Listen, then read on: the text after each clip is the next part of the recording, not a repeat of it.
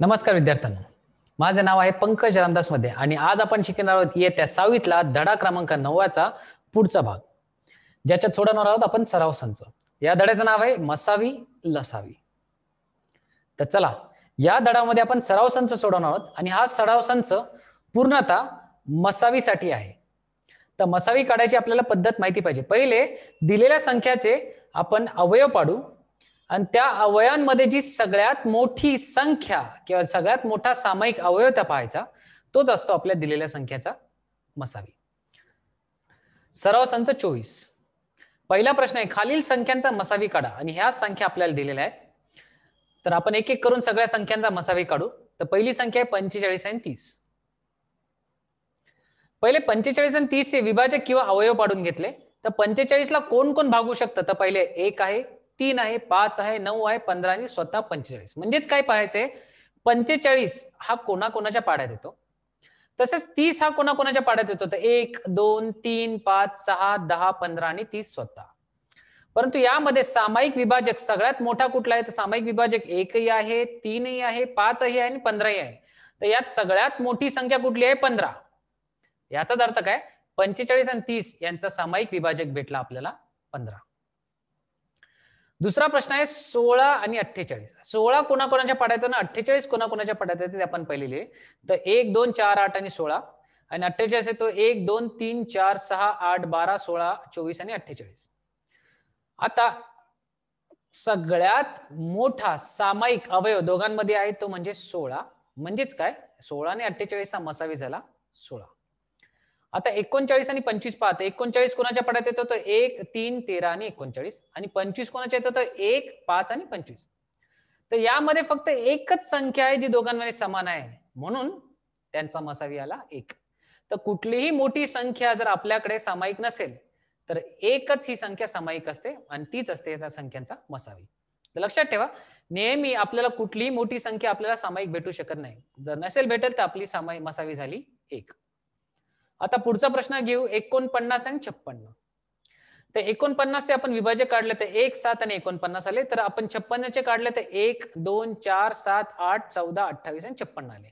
परंतु जर तुम्ही पाहिले तर 7 हीच एक संख्या मोठी आहे जी दोघांमध्ये समान आहे किंवा सामायिक अवयव आहे, म्हणून 39 आणि 56 चे सामायिक अवयव म्हणून आपण मसावी झाला त्याचा 7. अशा प्रकारे आपण पुढच्याही प्रश्नांचं आपण उत्तर लिहूया. 120 आणि 144. तर पहिले 120 कोणाकोणाच्या पाड्यात येते ते आपण सर्व नंबर किंवा संख्या लिहून ठेवल्या.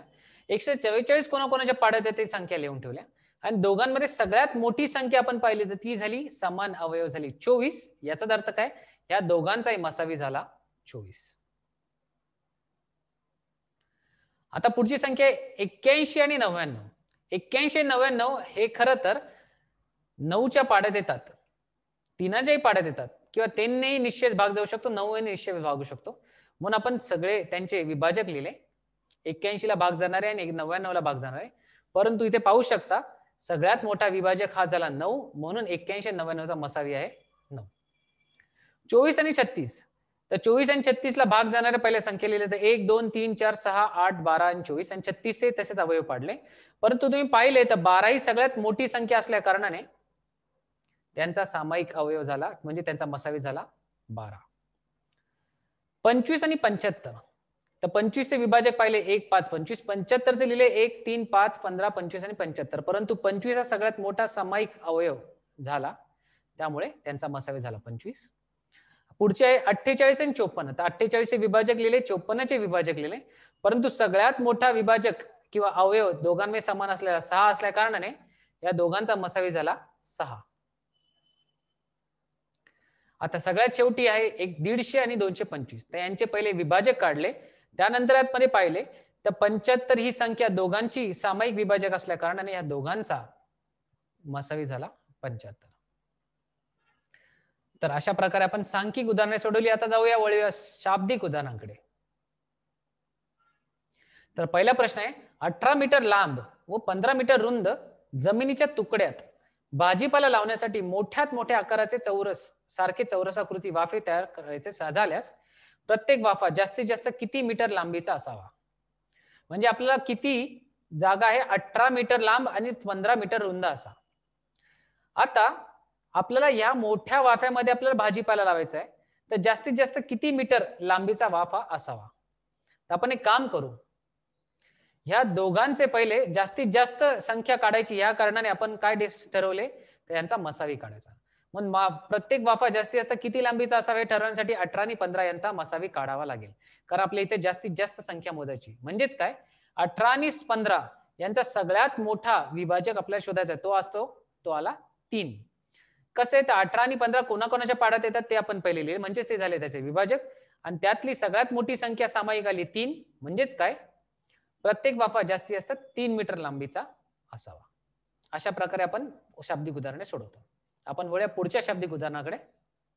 8 मीटर आणि 12 मीटर लांबीच्या दोरखंडाचे प्रत्येकी सारख्या लांबीचे तुकडे करायचे आहेत. तर अशा प्रत्येक तुकड्यांची जास्तीत जास्त लांबी किती घ्यावी? इथे पुन्हा जास्तीत जास्त लांबी पाहिजे, म्हणजे या दोघांचा 18 आणि 12चा आपल्याला मसावी काढायचा. तर 18 आणि 12चे आपल्याला काय करायचे आहेत, विभाजक शोधायचे. म्हणजे 8 आणि 12 कोणाच्या पाड्यामध्ये येतात ते पाहिले. आणि सगळ्यात मोठे विभाजक सामायिक भेटला तो म्हणजे 4. याचाच अर्थ काय, प्रत्येक तुकड्याची जास्तीत जास्त लांबी काय करायची, 4 मीटर इतकी. पुढचा प्रश्न आहे, चंद्रपुरामध्ये ताडोबा व्याघ्र प्रकल्प पाहण्यासाठी 6वी आणि 7वी च्या वर्गातील अनुक्रमे 140 आणि 196 विद्यार्थी सहलीसाठी गेले. प्रत्येक इयत्तेतील विद्यार्थ्यांचे समान गट करायचे आहेत.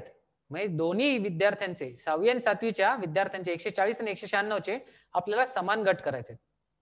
प्रत्येक गटाला माहिती देण्यासाठी एक मार्गदर्शक त्याची फी देऊन मिळतो. जास्तीत जास्त किती विद्यार्थी प्रत्येक गटात असू शकतील?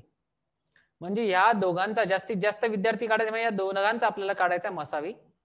प्रत्येक गटात जास्तीत जास्त विद्यार्थी द्यायचे कारण काय असू शकेल? कारण आपल्याला एका मार्गदर्शकाची फी तिथे द्यायची. म्हणजेच काय करायचंय, आपण जास्तीत जास्त जर गट बनवले, जास्तीत जास्त गटात म्हणजे एका गटामध्ये जास्तीत जास्त जर विद्यार्थी ठेवले तर आपल्याला कमी गट बसतील. त्यामुळे आपल्याला मार्गदर्शकाची फी ही सुद्धा कमी द्यावी लागेल. म्हणून आपल्याला जास्तीत जास्त विद्यार्थी तिथे बनवायचे. तर पहिले 140 आणि 196 चे विभाजक म्हणजेच कोणकोणती संख्या 140 आणि 196 ला भाग जाते ते लिहिले. त्यातून कळले की 28 ही संख्या सगळ्यात मोठी आहे, म्हणजे सामायिक विभाजक आहे. तर या दोन्ही संख्यांचा मसावी झाला 28. आता उत्तर भाग असे लिहितात, प्रत्येक गटात जास्तीत जास्त 28 विद्यार्थी असावेत. म्हणजेच प्रत्येक गटातील विद्यार्थी संख्या समान असेल, त्यामुळे तयार गटांची संख्या कमीत कमी असेल आणि मार्गदर्शकाला द्यायची फीचा खर्चही आपला कमी होईल. तर हे झालं आपलं व्यवहारिक उदाहरण. कारण आपल्याला यामध्ये व्यवहार कसा करायचा याचंही आपल्याला उत्तम शिक्षण मिळू शकते. आता वळूया पुढच्या प्रश्नाकडे. तुमसर येथील तांदूळ संशोधन केंद्रात बासमती जातीचे 2610 किलोग्राम व इंद्रायणी जातीचे 1980 किलोग्राम तांदूळ बियाणे आहे. त्यांच्या जास्तीत जास्त वजनाच्या सारख्या पिशव्या विक्रीसाठी तयार करायच्या आहेत. तर पुन्हा इथे जास्तीत जास्त संख्या शब्द वापरल्या कारणाने या दोघांचे आपण काय काढूया, मसावी. आता तर प्रत्येक पिशवीचे वजन किती असेल ते मसावेवरून कळेल आणि प्रत्येक जातीच्या किती पिशव्या तयार होतील हे आपल्याला कळेल. तर पहिले या दोघांचे मसावी काढे म्हणजे दोघांचे विभाजक काढूया. कुठल्या कुठल्या संख्येच्या भागाकारात ह्या दोन संख्या येतात किंवा पाड्यामध्ये ह्या दोन संख्या येतात, त्या दोन्ही संख्या लिहिल्या. त्या संख्यांचे आपण माप किंवा आपण समान भाग आपण पाहिले, सामायिक अवयव आपल्याला भेटला 90. म्हणजेच काय, सगळ्यात मोठी संख्या 90 असल्या कारणे या दोन्ही संख्यांचा झाला मसावी 90.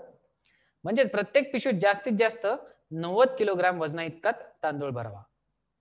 आता प्रत्येक जातीच्या किती पिशव्या तयार होतील यासाठी काय करावं लागेल, तर आपल्याला जास्तीत जास्त 90 किलोग्राम असावे. म्हणजेच काय, ह्या दोन्ही संख्यांना 90 ने भागावं लागेल. तर आपल्याला बासमती जातीच्या 29 पिशव्या आणि इंद्रायणी जातीच्या 22 पिशव्या तयार होतील.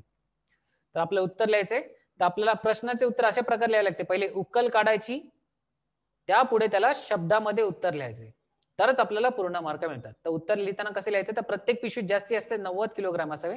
हे झाले पहिल्या प्रश्नाचं उत्तर. आणि दुसऱ्या प्रश्नाचे बासमती बियाण्याच्या 29 व इंद्रायणी बियाण्याच्या 22 पिशव्या तयार होतील, हे झाले दुसऱ्या प्रश्नाचे उत्तर.